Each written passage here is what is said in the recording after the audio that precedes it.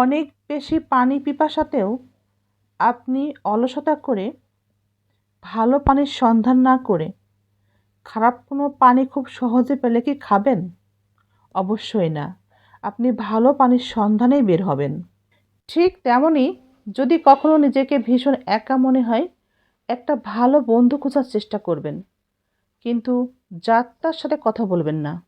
একজন ভালো মনের বন্ধু আপনাকে সঠিক পথ অর্থাৎ হালাল পথেরই সন্ধান দেখাবেন।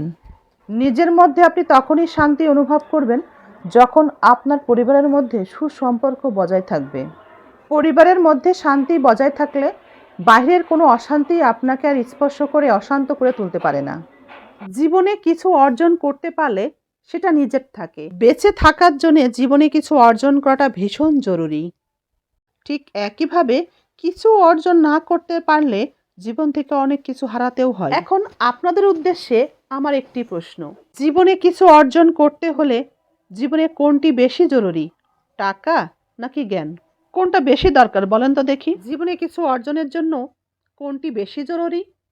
ঘৃণা তাদেরকেও করা উচিত যারা নিজের ভালোর জন্যে অন্যের মুখের হাসি কেড়ে নিতে দ্বিতীয়বার চিন্তা করে না।